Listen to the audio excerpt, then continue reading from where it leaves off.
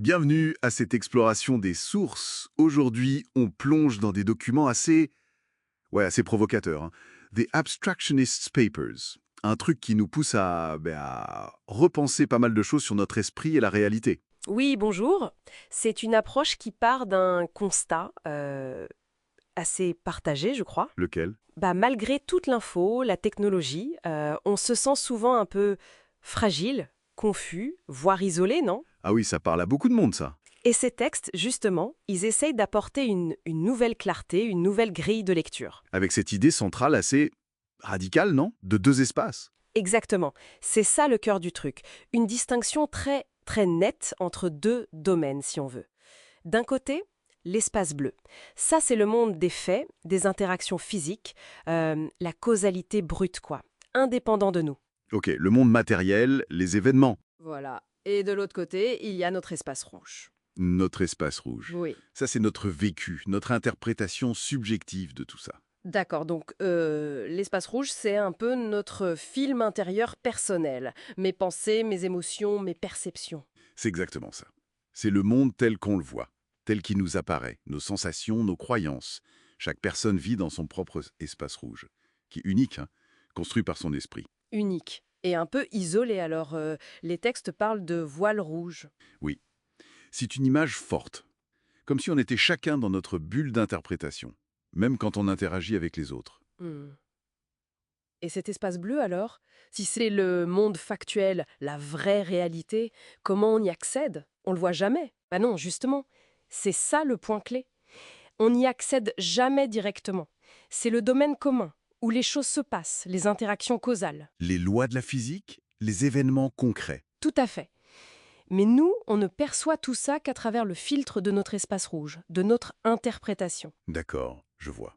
Nos espaces rouges réagissent à ce qui se passe dans le bleu, mais sans le voir tel qu'il est. Exactement. L'espace bleu, c'est là où les interactions se jouent vraiment. Interaction.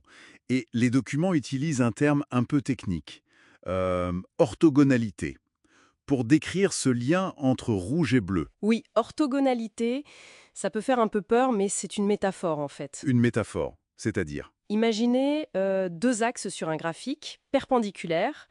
L'un, c'est l'espace bleu, les faits. L'autre, l'espace rouge, notre interprétation. Ok, Ils se croisent, ils s'influencent. Un événement en bleu déclenche une réaction en rouge et une action décidée en rouge a un impact en bleu. Mais ils ne sont pas sur le même plan. Ils ne se mélangent jamais. ah d'accord. C'est plus clair comme ça. Ça interagit, mais ça reste distinct. Voilà. C'est un dialogue constant, mais entre deux dimensions différentes, si on veut. C'est une vision assez différente des métaphores plus connues, non? Genre la caverne de Platon ou Matrix. Ah oui, carrément. Et les textes le soulignent bien. Pourquoi c'est si différent? Parce que Platon ou Matrice, ça suggère souvent qu'il y a une grande illusion, partagée par tous, et une vérité cachée dehors. Alors qu'ici, Ici, l'idée c'est qu'il n'y a pas une caverne ou une matrice. Il y a des milliards d'espaces rouges, des milliards de réalités subjectives, construites par chaque esprit. toutes différentes. Oui, uniques. Et toutes ces réalités subjectives interagissent entre elles via cet espace bleu commun, mais qui reste, lui, invisible directement. Fascinant. Mais si on ne voit pas cet espace bleu directement, on doit se tromper souvent, non? Prendre notre interprétation pour la réalité. C'est ça les angles morts, les blindfolds. Exactement ça. Les blindfolds, c'est notre tendance naturelle, presque inconsciente, à oublier que ce qu'on vit, notre espace rouge, c'est une construction. On prend notre film pour la réalité brute. Voilà, on pense que ce qu'on ressent ou ce qu'on pense, c'est ce qui s'est réellement passé dans l'espace bleu. Et c'est ce manque de conscience, cet angle mort, qui nous coince. Qui nous enferme dans des boucles, Des frustrations, précisément. dans nos schémas répétitifs, nos paradoxes personnels, parce qu'on réagit à notre interprétation en croyant réagir aux faits eux-mêmes. Donc prendre conscience de ces angles morts, ce serait la clé Pour changer, pour sortir de ces schémas. c'est ça que les textes appellent l'émergence. C'est tout à fait ça. L'émergence, ce n'est pas juste apprendre un nouveau truc, c'est plus profond. Une transformation. Oui, une réorganisation. C'est quand notre esprit développe une nouvelle capacité, une nouvelle compréhension. Souvent, ça arrive quand on est face à une incohérence. Une incohérence. Quelque chose qui ne colle pas avec notre modèle interne, notre espace rouge actuel. Réaliser un angle mort, par exemple, ça peut être le déclencheur. Ça force une réorganisation de la perspective, une vraie émergence. Et alors, qu'est-ce qui rend cette approche si importante, voire révolutionnaire, comme le disent les sources? Son potentiel, je crois, c'est d'offrir un cadre neuf pour comprendre des trucs très actuels. Pourquoi on peut se sentir seul, même hyper connecté? Comment dénouer des conflits qui paraissent sans issue? En séparant bien les faits de l'interprétation. Exactement, en distinguant clairement la causalité brute de l'espace bleu et l'interprétation subjective de l'espace rouge, on a un outil différent pour analyser comment on fonctionne, comment on interagit. Ça va plus loin que la simple opposition sujet-objet. C'est une nouvelle théorie de l'esprit en quelque sorte. Et du coup, à qui ça s'adresse, ces abstractionist papers? Qui aurait intérêt à lire ça? Franchement, un peu tout le monde qui cherche à mieux se comprendre ou à mieux naviguer ses relations. Ceux qui se sentent parfois un peu perdus dans la complexité du monde ou qui ont l'impression de répéter les mêmes erreurs, les mêmes schémas. Des gens qui tournent en rond, quoi. Oui, voilà. Ou juste, ben,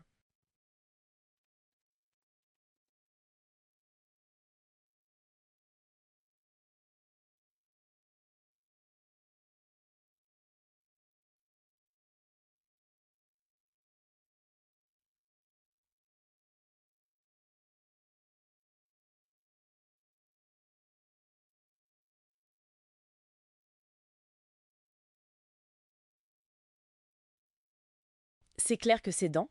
Et on sent qu'on a fait qu'effleurer le sujet là. Ah oui, il y a beaucoup plus. Et un point super important que les textes martèlent, ce n'est pas juste de la théorie en l'air. Ah non? Non, c'est né d'une démarche très personnelle de l'auteur pour résoudre des problèmes concrets. Et c'est vraiment pensé pour être appliqué, vécu au quotidien. D'accord. Et pour ceux qui voudraient creuser, justement, l'ouvrage complet, The Abstractionists Papers, il est dispo gratuitement. Tout à fait.